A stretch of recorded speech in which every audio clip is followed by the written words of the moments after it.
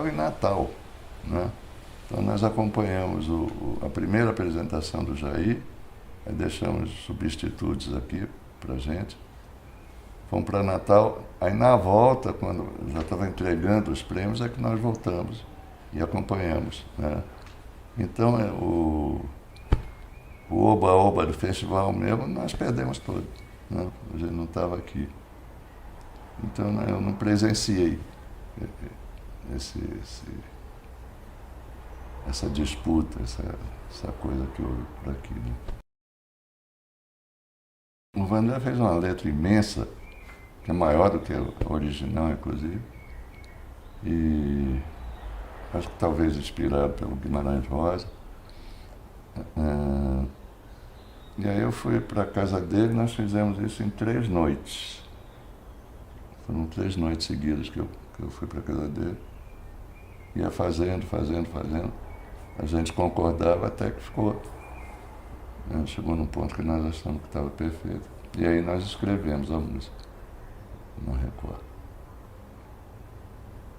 Mas foi um trabalho, né? Porque, como eu falei antes, um trabalho suado, né? Você ficar em cima daquilo até sair alguma coisa satisfatória, né?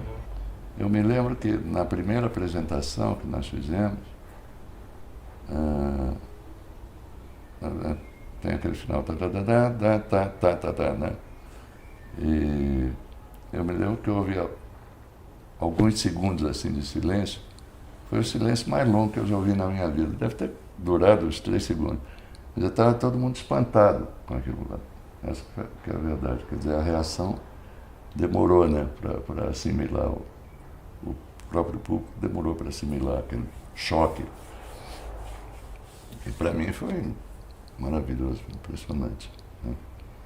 O que houve depois também da disparada ter ficado muitos anos, né, em cartaz. O Jair mesmo, ele falava que se ele fizesse um show e não cantasse, o pessoal pedia. Ele tinha que cantar todo o show. Tinha que cantar disparado. Os raros shows que eu faço, eu tenho que cantar, porque senão não tem jeito. Fica emblemático a coisa, né? Fica uma marca, assim, uma impressão digital. Você não pode se livrar dele, né? É sempre uma referência. Eu acho que o intérprete foi uma cantora chamada Roseli. Eu estava até uma certa hora. Essa negócio do Vandré com Sabiá eu não cheguei a assistir. Eu acho que eu tinha algum compromisso em São Paulo, eu saí antes disso aí, né? Porque parece que tinham 3 classificatórios, se não me engano. E após a música não ter sido classificada, aliás, nós cantamos no Maracanãzinho isso aí. Mas depois, não sei, eu acho que ela não foi classificada entre as 10, alguma coisa assim. E aí eu vim para São Paulo, eu tinha alguma coisa para fazer aqui. E essa disputa aí, no final, não cheguei a assistir. Onde tem briga de passo, briga um traço e um birimbau. Brinca meu corpo no espaço, descalço e de mão no chão. Só luto pelo que faço, não me passo por bandeira. Olha, até hoje eu não entendi a Tropicália. Eu entendo a Tropicália como um movimento de uma série de coisas, mas não como um movimento musical. Porque eu acho que para ser um movimento musical, você vai dar uma briga comigo, mas eu vou falar. Você tem que mexer na estrutura da música, né? A música é melodia, harmonia e ritmo. Você tem que mexer com esses 3 elementos. Eu não vi a Tropicália fazer isso, né? Quer dizer, eu acho que Domingo no Parque era um baião, sabe? Eu acho que Alegria é uma marcha rancho. Agora, se o camarada se veste, sei lá, que nem um pavão, acho que não tem nada a ver com a música. A música é sonora, né? Acho o Caetano um tremendo de um letrista, o Gil também, né? E Caetano um tremendo compositor, as primeiras composições dele, inclusive eu assisti de perto, né? E o Gil também. Mas não sei, até hoje eu não entendo direito essa Tropicália, não. entendo como movimento assim, sei lá, de roupa, de modas, né? Mas como música, não sei. No início eu achei muito importante, porque ele era um estímulo, né, para os novos compositores. Todos nós éramos jovens. E era um estímulo muito grande para todos nós, né? Então foi um momento muito efervescente, assim, muito criativo. Depois começou a cair. Eu também não entendi porquê, porque eu acho que os grandes compositores pararam de se inscrever também, né? Eu notei isso aí. Tem muita gente conhecida que não se inscrevia mais, não se inscreveu mais a partir de um certo momento, né? Eu acho que foi perdendo o público, talvez, não sei, né? Foi o motivo do declínio. Mas no começo eu achei importantíssimo, né? Uma ideia importantíssima. Inclusive é um negócio interessante, quer dizer, o primeiro festival que houve foi meu pai que produziu. A ideia foi dele. Foi até no Teatro Municipal, eu acho. E tanto que o da Record, aliás, do canal da Excelsior, começou como o segundo, né? Porque o primeiro tinha sido aquele do meu pai. Acho que o Silvio Caldas ganhou, não me lembro bem. Foi com o Zé Luiz Maziotti. Nós fomos lá. Barco Sul, isso mesmo. Aliás, foi gravado agora num disco mais recente que eu fiz com o Renato Braz. Porque só tinha a gravação do festival mesmo, que não existe mais, né? Era em long play. Acho que nem passaram para CD. Sabe? A gente via sempre em sobressalto, né? Que é a verdade. Porque, inclusive, na própria TV Record tinha um senhor que ficava andando por lá e ninguém sabia quem era. Sei. Aí um dia nós descobrimos que ele era espião do Dollars, né? E aí eu comecei a bater papo com ele, eu tomava cerveja, ele tomava café, aí começamos a bater papo, não sei o que, não sei o que. E ele me revelou que o meu nome estava lá no DOPS também, né? Mas estava de todo mundo, né? Eu acho que era geral. Mas olha, sinceramente, eu nunca fui incomodado, sabe? Também eu nunca me filiei a partido nenhum, nunca participei de nada. O negócio era se tivesse algum protesto a fazer, eu fazia através da música, através da letra, né? Porque eu acho que todo artista é sensível para uma injustiça social, né? Não precisa ser comunista nem nada disso, vai ser sensível. E a mim nunca incomodaram. Nunca incomodaram. Nós tivemos uma peça, chama Arena contra Bolívar, censurada. E nós tivemos que apresentar só no exterior, que era toda música minha, né? Música minha. E agora que você está falando, eu acho que eu tive uma música censurada assim. Não me lembro qual que era, mas eu tive, acho que eu tive, sim. Eu sei que essa peça era um musical, feito pelo Teatro de Arena, e essa eles proibiram a peça inteira, né? Então a gente se apresentou nos Estados Unidos, no México, Peru, mas aqui no Brasil não podia. Não poderia aqui não. Outro dia fizeram uma leitura da peça no Sesc, mas foi os atores lendo, né? Mas uma leitura, né? E foi a primeira, sei lá, apresentação dessa peça no Brasil. Eu fui lá para substituir o antigo diretor musical, o Carlos Castilho. O Castilho, teve que sair por algum motivo, não sei. E eu fui indicado para substituí-lo. Aí eu comecei com a amizade com o Boal e o Guarnieri. E aí nós começamos a fazer uma série de trabalhos juntos. Foi a Arena contra Zumbi, a Arena contra Tiradentes, né? Que também a censura não deixa passar. Eu fiz música para uma peça chamada Doce América Latinoamérica e essa Bolívar, que era música toda minha. Né? Foi alguns anos assim, de um trabalho bem interessante.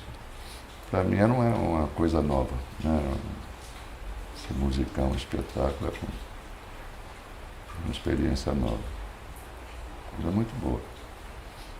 O Teatro de Arena a gente estava acostumado a fazer espetáculo e sempre vinha dois caras de terno, a gente já sabia quem era, né?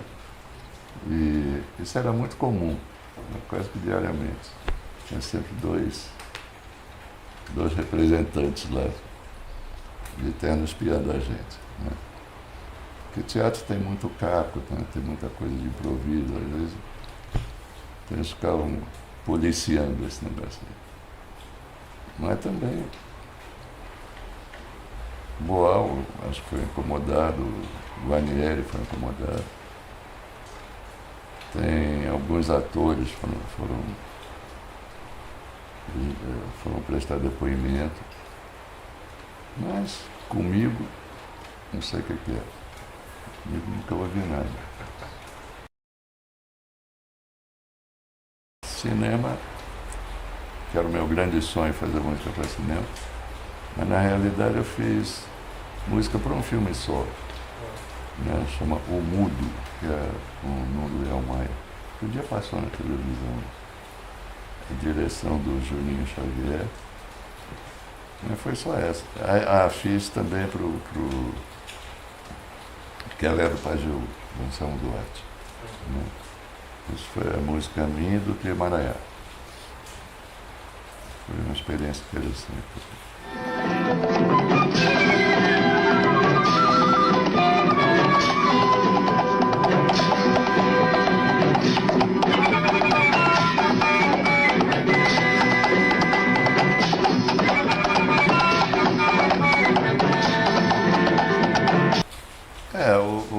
Quando você faz música para um filme, você vai pontuando aquelas cenas do filme, né? Música para teatro, geralmente a letra tem a ver com a peça, né? Ela faz, às vezes faz uma ligação entre uma cena e outra, então você tem que fazer essa ponte aí. E fazer música assim, como composição, você fica livre, né? Você não tem que obedecer tema nenhum, né? Você fica mais livre, mais solto, né? No início eu achei muito, muito importante, porque ele era um estímulo, né, para os novos compositores. Todos nós éramos jovens. E era um estímulo muito grande para todos nós, né? Então foi um momento muito efervescente, assim, muito criativo. Depois começou a cair. Eu também não entendi porquê, porque eu acho que os grandes compositores pararam de se inscrever também, né? Eu notei isso aí. Tinha muita gente conhecida que não se inscrevia mais, não se inscreveu mais a partir de um certo momento, né? Eu acho que foi perdendo o público, talvez, não sei, né? Foi o motivo do declínio. Mas no começo eu achei importantíssimo, né? Uma ideia importantíssima. Inclusive é um negócio interessante, quer dizer, o primeiro festival que houve foi meu pai que produziu. A ideia foi dele. Foi até no Teatro Municipal, eu acho. Tanto que o da Record, aliás, do canal da Excelsior, começou como o segundo, né? Porque o primeiro tinha sido aquele do meu pai. Eu acho que o Silvio Caldas ganhou, não me lembro bem. Foi com o Zé Luiz Manziotti. Nós fomos lá. Barco Sul, isso mesmo. Aliás, foi gravado agora num disco mais recente que eu fiz com o Renato Braz. Porque só tinha a gravação do festival mesmo, não existe mais, né? Era em long play. Acho que nem passaram para CD, sabe? Por que arcais em teu nome, triste, inútil realeza? passei alguns anos da minha vida fazendo publicidade, fazendo jingle e trilha para cinema, que era uma maneira de satisfazer o meu sonho, né? E a Eldorado tinha um estúdio para atender a publicidade, né? E nós fomos para lá e eu fiquei como produtor, quer dizer, como produtor desse jingle de trilha. Tinha também o Berg e o Marconi, que eram do Trio Maraiá, né? Também faziam. Tinha um outro compositor chamado Neneco, que faleceu. E tinha uma série de pessoas que faziam contatos, iam até a agência de publicidade para trazer trabalho para a gente, né? E na época o Estúdio Eldorado era o que mais faturava, né? Então o Aloysio Falcão, que era o sócio do Marcos Pereira, né, no tempo dos discos Marcos Pereira, ele foi para lá, com o falecimento do Marcos Pereira. O Aloysio foi para lá ser diretor musical, não sei, ele tinha uma função lá. E ele, como já tinha trabalhado no Marcos Pereira, ele quis continuar aquela ideologia do Marcos Pereira, né? Como ele encarava. Aí começou a produzir uma série de discos, né? Eu participei de alguns deles e fiz o meu primeiro disco lá. Então é um álbum duplo. Tem uma coleção que eles fizeram, que era um cantor e uma cantora, e era um compacto, cada compacto tinha um tema, né? Eu participei também dessa produção, participei de um disco,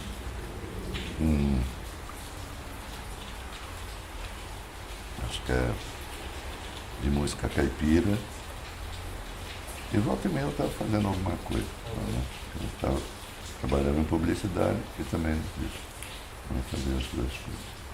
Eu fiz um jingle que ficou muito conhecido, inclusive ele ganhou durante 10 anos como melhor jingle, que é o jingle da VASP, não sei se lembram disso.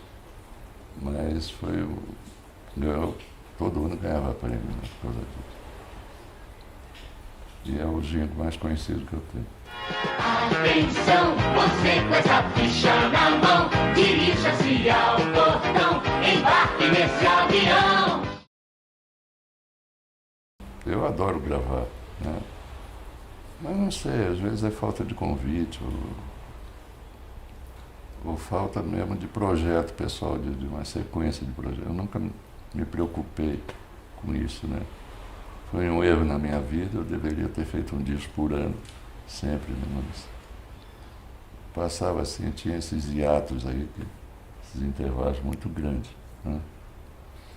No independente, você tem menos pressão, né? Porque a gravadora grande, ela quer vender disco, né? E às vezes o selo independente, ele quer mais expor uma ideia, né? Uma filosofia, não sei, uma maneira de encarar a música de uma maneira diferente. Então, na gravadora grande, você tem muita pressão, né, para fazer aquilo que agrada ao público, como se fosse possível alguém agradar o público antecipadamente. Eu sempre achei que isso daí é uma bobagem tremenda. Mas, enfim, os diretores comerciais, acho que não achavam isso. É muito gratificante para mim, né? Porque é sempre uma surpresa muito agradável, sempre, né? Me deixa muito feliz isso aí. Porque é a forma de você ser reconhecido, do seu trabalho ser reconhecido, né? Então, para mim, é muito importante, é vital mesmo, né? Eu acho que a função do compositor é compor, mas o que o compositor gosta é de ver a música dele, a obra dele difundida, né? Um amigo meu que volta e meia ele Ele trabalha num banco e volta e meia ele faz alguma produção, assim, ou cênica, ou em termos de disco. E ele me ofereceu essa oportunidade de fazer um disco mostrando essas músicas inéditas. E eu chamei o Renato para a gente, como intérprete, né? Nós trabalhamos durante um ano, mais ou menos, e ficou pronto que volta e meia ele trabalha num banco e volta e meia ele faz alguma produção, assim. Quer dizer, o meu desejo já há bastante tempo é fazer o disco do meu filho, do Ricardo Barros, né? Que foi quem produziu esse disco aí. E fazer um disco dele. Ele tem algumas músicas com o Paulo César também, Paulo César Pinheiro compõe super bem e toca super bem também, então ele precisa fazer um disco. Também já demorou tempo demais, né? Eu acho que já demorou tempo demais, então eu queria ver se o próximo é o disco dele. E talvez eu faça mais um aí, mas não tão sofisticado assim, não sei, como esse aí, né? Que ganhou o prêmio. Uma coisa mais simples, não sei, mas ainda não estou pensando. E está sendo difícil achar disco, né? Foi sábado passado, eu acho que nós fomos numa livraria que vende disco. Eu perguntei se tinha 3 discos lá, eles não tinham. Eles só encomendando. Então tá meio complicado esse negócio, né? E a gente que eu sei que lançou disco, né?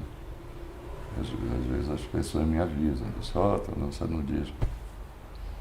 Mas está difícil de achar, Mas geralmente eu ouço música brasileira, música orquestral, gosto muito, né? Geralmente as audições aqui em casa são assim. Tá muito complicado, né? Acho que baixou. Você vendo dos anos 60 para hoje, parece que evoluiu, né? Mas é espantoso você pensar que o mesmo país, né, de Tom Jobim, de Villa-Lobos, faz uns absurdos aí. Mas, sei lá, a gente tem que conviver com isso, né? A música é um milagre. Acho música um milagre, assim como as cores da pintura eu também acho um milagre. A música é um milagre. Quer dizer, quanto mais você estudar, mais ela te surpreende, mais ela oferece para você. Agora é importante estudar seriamente, né? Não se deixar influenciar por essas coisas que estão acontecendo aqui no Brasil. Se eu for lembrado, eu já vou ficar muito satisfeito. Basta lembrar. Qualquer coisa. Eu não me considero tão importante assim. E se alguém lembrar, já é um grande favor. Prepare o seu coração